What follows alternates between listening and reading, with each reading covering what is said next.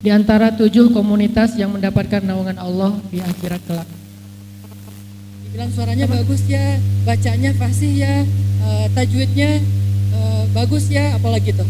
Semoga misalnya bacaannya diterima di sisi Allah gitu. Kalau sudah syarhus sadar, alam nasyrah laka sadrak, bukankah kami sudah melapangkan dadamu, maka hasilnya apa? Wa wada'na anka wizra. Wada'na anka wizra. Sehingga beban-beban itu terasa ringan karena dadanya udah lapang. Jadi beban itu berat atau ringan bukan berapa kilo bebannya, tapi berapa lapang dadanya. Kalau udah syarhus sadar, alam nasyrah laka sadrak, maka hasilnya wa wada'na anka wizrak alladzi anqadha dhahrak. Akan kami turunkan beban-bebanmu yang memberatkan punggungmu. Ada orang yang beban hidupnya tuh banyak. Dia misalnya harus menafkahi sekian ratus orang setiap bulan. Saya kenal beberapa selebriti, ketika datang ke rumahnya, di rumahnya ternyata beliau menampung sekitar 150 anak yatim. Dan itu biaya sendiri. Setiap hari ngasih makan 150 anak yatim. Tapi ternyata hidupnya asik-asik aja, nggak pernah ngeluh, hidup saya banyak beban, saya harus menafkahi sekian orang segala macam. Enggak, padahal 150 anak yatim setiap hari. Ada lagi yang bebannya misalnya mengurus sebuah RT. Ada yang bebannya mengurus sebuah kecamatan, mengurus sebuah kota atau kabupaten, mengurus provinsi, mengurus negara, bahkan mengurus peradaban. Bukan satu negara, kayak Umar bin Khattab mengurus berapa negara sekarang? Wilayah kekuasaan Umar itu kalau dipecah sekarang jadi puluhan negara ya. Karena sepertiga bumi, Timur Tengah aja udah berapa negara tuh, belum lagi nanti Asia. Sampai ke Indonesia, itulah wilayah kekuasaannya Umar bin Khattab. Bebannya tuh banyak banget teman-teman, tapi dia tetap bisa happy, masih bisa tersenyum, masih bisa bercanda, hidupnya nggak pernah putus asa, nggak pernah mengeluh. Kenapa? Karena dadanya Umar bin Khattab syarhus sadar, lapang. Apalagi Rasulullah SAW yang bebannya luar biasa. Yang dikasih kepada gunung aja nolak beban ini. Gak sanggup menampung atau memikul beban risalah, beban dakwah. Tapi diberikan kepada manusia, yaitu para anbiya. Salah satu yang paling berat di antara para anbiya itu adalah Rasulullah Muhammad SAW.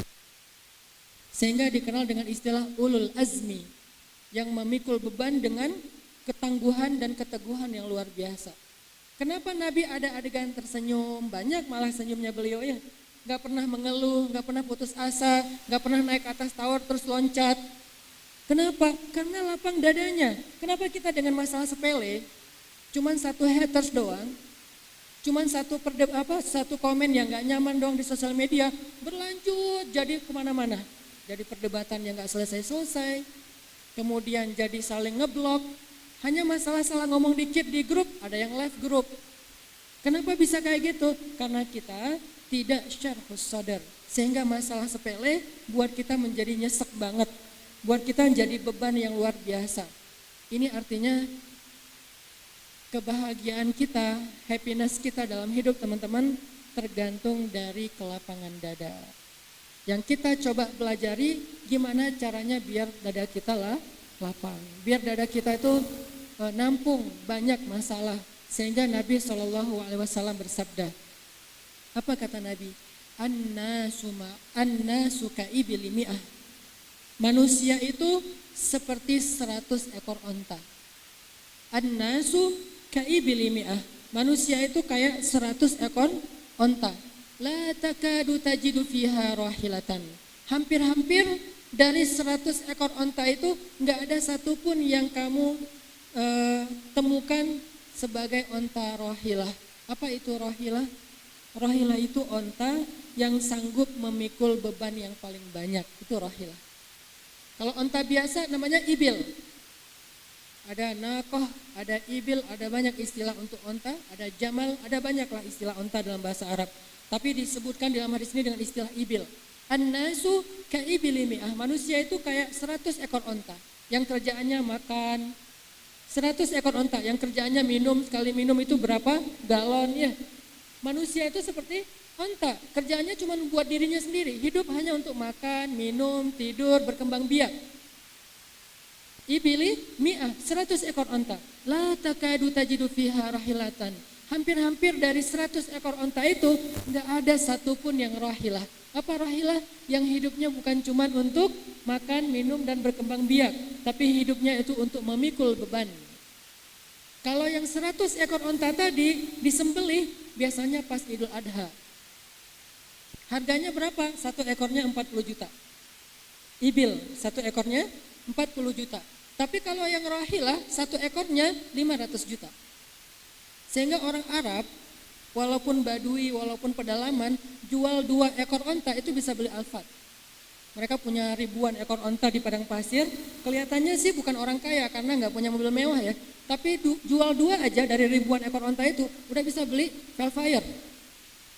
Karena ontanya onta rahilah. Ini belum onta rahilah yang paling legend ya. Onta rahilah yang paling legend apa? Onta merah, itu yang paling legend, yang harganya udah MM-an lah. Yang biasa aja rahilah itu harganya 500 juta.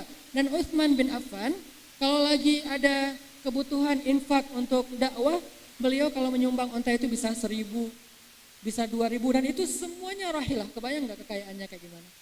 Satu ekor 500 juta, sekali nyumbang 1.000 kali 1.000, 500 juta kali 1.000, sekian lah pokoknya. Berat juga ngitungnya. Dan itu namanya rahilah. Artinya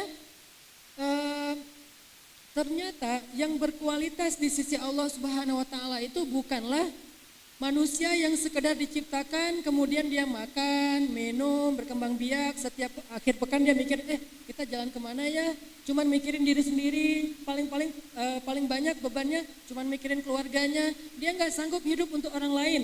Itu namanya ibil, onta biasa perumpamaannya. Tapi kalau yang hidupnya buat orang lain, setiap hari dia mikirin mau bantu siapa, mau nyelesain hajat siapa, setiap hari dia akan menolong siapa, setiap hari dia akan memikul beban siapa, minimal beban orang-orang terdekat dengan dia, maka dia telah menjadi rahilatan. Dan siapakah yang bisa menjadi rahilatan? Orang yang memiliki dada yang lapang. Kalau dia nggak punya dada yang lapang, mau masukin beban di mana? Orang nggak ada tempat. Karena tempat meletakkan beban adalah dadanya. Sehingga Allah Subhanahu wa taala mengumpamakan orang yang menolak kebenaran itu orang yang tertutup hatinya. Orang yang menolak kebenaran, orang yang sesek dadanya seperti mendaki ke puncak gunung atau naik ke langit. Jadi perumpamaannya itu selalu dada, kalbu, hati, jantung, selalu di sini. Kenapa? Karena inilah yang menentukan baik dan buruknya seseorang. Idza saluhat saluha jasadu kulluh wa idza fasadat fasada jasadu kulluh. Kalau dia baik, semua ikut baik. Kalau dia rusak, semua jadi rusak. Maka teman-teman, wajar kalau Nabi SAW kemudian mengatakan khairun nas anfa'uhum linnas. Sebaik-baik orang tuh, kalau versi saya, orang yang paling keren itu arti khairun nas. Orang yang paling keren itu adalah orang yang paling sering dicari oleh orang lain karena butuh. Sekarang kita tanya, di handphone kita ada berapa banyak orang yang curhat? Di handphone kita berapa kali orang nelpon kita dalam sehari karena butuh kita? Rumah kita berapa banyak orang yang ngantri ngetuk pintu rumah karena butuh kita? Bukan hanya butuh, kita mampu untuk memenuhi kebutuhan mereka. Kita mampu untuk menolong mereka, menyelesaikan hajat-hajat mereka. Maka disitulah yang menjadi standar kualitas hidup kita. Khairun nas anfa'uhum linnas. Sebaik-baik manusia yang paling banyak manfaat untuk orang lain. Kalau versi kita, orang yang paling keren itu bukan yang tampangnya kece, walaupun itu penting. Apalagi kalau belum punya pasangan, itu penting banget, modal lah ya. Benar teman-teman, modal banget, terutama buat cewek. Kok bisa gitu Ustaz? Karena realitasnya cowok itu kalau ngelihat cewek yang pertama yang dilihat apa? Jamal. Karena kata Nabi tungkahul mar'ah untuk 4 hal kan. Perempuan itu dinikahi karena 4 alasan. 1, dijamaliha, untuk penampilannya atau fisiknya atau kecantikannya, dan itu manusiawi. Tapi itu bukan satu-satunya. Ternyata yang paling penting, yang paling hebat, yang paling keren di mata Allah itu bukan yang paling ganteng. Karena seganteng-gantengnya kita tetap aja kalah sama Nabi Yusuf ya. Segagah-gagahnya kita tetap aja kalah sama Nabi Musa. Sekaya-kayanya kita tetap aja kalah sama Nabi. Kalau Sulaiman kekuasaan. Seluas-luasnya kekuasaan kita masih kalah sama Nabi Sulaiman. Kalau kaya siapa? Nabi yang paling kaya. Salah satunya Ibrahim. Tahu nggak berapa kekayaan Ibrahim? Setiap malam Ibrahim menyembelih 100 ekor onta untuk menjamu para tamu-tamu yang datang berziarah ke Masjid Al-Aqsa gratis. Kalau ontanya 40 juta, onta sembelihan kali 100 berarti 4 miliar ya. Setiap malam Ibrahim mengeluarkan uangnya 4 miliar untuk menjamu para turis tamu penziarah yang datang ke Masjid Al-Aqsa setiap malam. Itu baru onta ya, belum lagi nanti tempat tinggal. Jadi bisa dibilang bapak perhotelan yang paling legend dalam sejarah manusia itu Ibrahim loh. Karena manajemen perhotelannya itu luar biasa. Yang datang ke Masjid Al-Aqsa itu ribuan orang setiap hari. Dan Nabi Ibrahim menjamu mereka gratis. Hotel bintang 5, free flow makanannya, full board, international buffet. Jadi suppliernya dari penduduk Masjid Al-Aqsa, Palestina segala macam dimanage oleh Nabi Ibrahim yang luar biasa. Salah satu nabi terkaya selain Nabi Ayub. Ayub juga kaya walaupun yang terkenalnya sakit. Tapi sebetulnya bukan hanya itu cerita tentang Nabi Ayub. Kekayaan yang luar biasa. Ketika saya ke New Zealand kan ada tempat film Lord of the Ring itu kan, yang Hobbiton namanya. Tempat film Lord of the Ring, tempat film Hobbit. Itu satu area pegunungan yang pemiliknya cuma satu orang. Dan itu tanahnya New Zealand loh. Yang katanya living cost nomor 3 termahal di dunia. Salah satunya New Zealand. Di atasnya nanti ada Swiss, ada 2 negara lah. Malah lebih mahal daripada New York. Dia punya gunung yang dipakai jadi tempat syuting film Lord of the Ring. Itu cuma satu orang yang punya. Ketika kita jalan, kita tanya itu punya siapa? Punya dia. Itu punya siapa? Punya dia. Dia, nama dia yang disebut di mana-mana. Dulu di zaman Nabi Ayub, ketika orang jalan ngelihat kebun yang luas, kebun punya siapa? Ayub. Ngelihat ternak yang banyak, itu ternak punya siapa? Ayub. Ngelihat gunung yang luar biasa, itu punya siapa? Ayub. Istana Ayub. Nabi Ayub itu adalah salah satu yang paling kaya. Dan kekayaannya emang di atas rata. Nggak akan bilang kaya kalau nggak beneran kaya. Tapi ternyata bukan itu yang menjadikan Ayub istimewa. Bukan itu yang menjadikan Ibrahim istimewa. Walaupun itu semuanya kebaikan. Bukan fisik yang ganteng yang menjadikan Yusuf istimewa. Bukan tubuh yang gagah yang menjadikan Musa istimewa. Tetapi apa? Beban yang Allah berikan kepada mereka. Musa menjadi istimewa setelah ayat idhab ila fir'aun innahu tagha. Pergilah dan dakwahi Firaun karena dia itu jahat banget. Baru Musa jadi istimewa.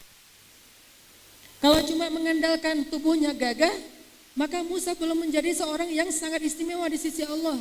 Tapi ketika dikasih beban, yaitu dakwah, risalah, untuk mengajak orang kepada kebaikan, dan yang diajak itu bukan orang biasa, Firaun, yang bahkan Allah sudah kunci mati hatinya, tapi masih disuruh dakwahin kepada Musa. Maka sejak saat itulah Musa menjadi orang yang istimewa. Kenapa? Karena dia mampu memikul beban-beban yang berat. Jadi bisa dibilang teman-teman, cowok keren itu yang banyak mengambil beban orang lain. Jadi bukan yang cuman peduli penampilan, yang eksis di sosial media. Kalau kita harus eksis di sosial media, itu harus jadi salah satu syarhus sadar untuk kita menampung lebih banyak beban. Kenapa saya mengejar biar followersnya banyak? Bukan untuk sensasi, karena nggak nyaman juga, kemana-mana dikejar orang. Sampai saya pernah di bandara, masuk bandara, terus Ustadz foto-foto. Waktu itu saya udah capek banget, pengen istirahat, semuanya pengen foto, akhirnya saya masuk ke business lounge. Masuk ke lounge, di lounge ternyata ada banyak pramugari dari lagi delay, akhirnya mereka Ustadz foto juga, pramugari pada ngajak foto. Larilah saya ke toilet, istirahat 1,5 jam di toilet. Kenapa? Cuman itu yang aman, nggak ada yang ngajak foto, masa foto di toilet ya? Artinya emang nggak nyaman sebetulnya, ada masing-masing ada resikonya lah, ada konsekuensinya lah. Cuman kenapa saya masih mempertahankan harus eksis di sosial media, harus gede followers, kenapa? Karena sekali saya posting tentang kemanusiaan, Suriah, Palestina, atau di dalam negeri, Lombok, Palu, segala macam, dengan follower sekian, maka akan jauh lebih efektif untuk menggalang dana kemanusiaan ketimbang kalau follow-nya sedikit. Ketika saya mau ke Turki kemarin, bawa donasi buat para pengungsi Suriah yang ada di Turki, seminggu alhamdulillah kita dapat 1 M. Nggak perlu bikin crowd event, nggak perlu bikin penggalangan dana yang sifatnya tabligh akbar, nggak akan effort habis-habisan, cuman posting aja pakai jari, alhamdulillah masuk sekitar 1 miliar, lalu kita bawa semuanya hand to hand kepada para pengungsi. Gitu juga di beberapa tempat yang lain. Kenapa? Ini namanya rohilah. Jadi kita jadikan sosial media kita rohilatan untuk memikul beban umat. Kita jadikan waktu kita untuk memikul beban umat. Kita jadikan ide dan gagasan kita untuk memikul beban umat. Itulah laki-laki sejati. Itulah cowok keren. Sehingga kalau kita udah terbiasa memikul beban, maka kita nggak akan kagok ketika dikasih beban oleh istri kita. Yang listrik mau dicabut, tenang. Yang listriknya udah dicabut, tenang gitu. Padahal udah dicabut. Kita bisa pakai lilin. Kok pakai lilin? Candlelight gitu kan? Tapi jangan terlalu tenang juga ya. Ntar ditahzir. Intinya adalah kalau udah terbiasa memikul beban, maka nggak masalah dengan beban keluarga, pasangan, mertua, ipar, keluarga. Itu nggak masalah sama sekali. Itulah sosok Rasulullah Sallallahu Alaihi Wasallam. Sebelum Rasulullah menikah dengan Khadijah, Rasulullah udah terbiasa memikul beban. Kenapa? Dadanya lapang. Sehingga ketika menikah dengan Khadijah, yang tinggal di rumah Nabi itu bukan cuma Rasul dan Khadijah, tapi juga keluarga besar mereka berdua. Termasuk Ali bin Abi Thalib, Zaid bin Harithah, itu kan bukan anak-anaknya Rasul kan? Ali sepupu, Zaid anak angkat. Semuanya tinggal di rumah Rasul dan Rasulullah yang menafkahi mereka setiap hari. Kenapa? Karena Rasulullah udah gak kagok dengan yang kayak gitu-gitu, udah terbiasa memikul beban. Kok bisa terbiasa? Karena dadanya udah lapang dari sejak kecil. Ya, nanti kita lanjutkan setelah sholat isya insyaallah. Barakallahu fiik.